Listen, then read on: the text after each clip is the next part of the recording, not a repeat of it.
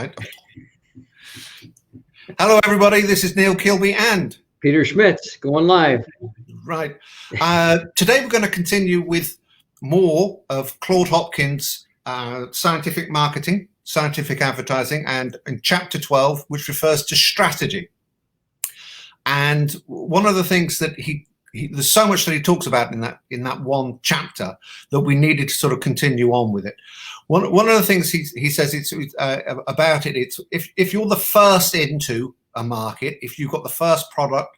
So I was talking about Hoover, but that doesn't translate. You talk about, Peter, kleenex. Kleenex, right? So kleenex owns the whole of that market in the UK. Hoover owned the whole of the market until Dysons came along, because they were the first in, dominated by but it cost them an absolute fortune. Pioneers end up with arrows in their backs. You can pave the way for everybody else unless you really do own it, and own it quickly and own it permanently. So Tesla is a great example of being the real first electric motor car that's been mainstream, but everybody's after it now. They've just almost paved the way. Or your Mercedes, your General Motors will all be in straight after that. But let's get back to reality of our typical clients. So people between 1 and 30 million, okay, they're not going to own such a massive dominance in an area. So they have to differentiate themselves. Oh, that was my cue. That's right. To differentiate themselves, like we're trying to do here. Yeah, we're differentiating anyway. So yeah, small business owner has to differentiate themselves, just like, Tesla did, but it's a much harder, because a small business owner does not have the kind of budget that one of these big companies has. So then they need to find something unique about their product, their service, they're offering something that they can offer that perhaps nobody else does, or which makes them very unique, and market that, because that will set them apart from the competition. What we mentioned this on the last broadcast, which is you should know your customer so well that you've preempted everything that they're going to think of. So that will help in that area. But one of the things that doesn't help is saying, what's your favorite one, Peter, please? What's my favorite one? That is a non-differentiator. Oh, customer service.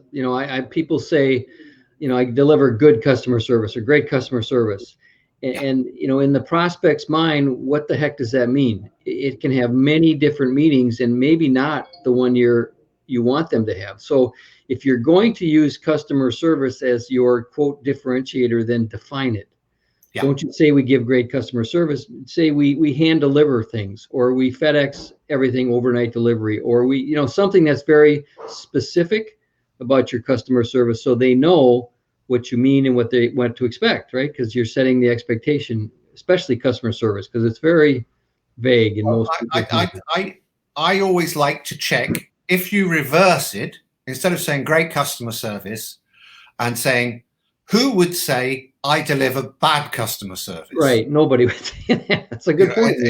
Yeah. So there's no, if it doesn't make sense backwards, then it doesn't make sense forwards to a certain extent. So as you say, you've got to talk in meaningful specifics, but they've got to be meaningful to your customer or your potential customer. It is no point in saying if we're talking about vacuum cleaners, which is Dysons, etc., that somebody else, everybody does in the market.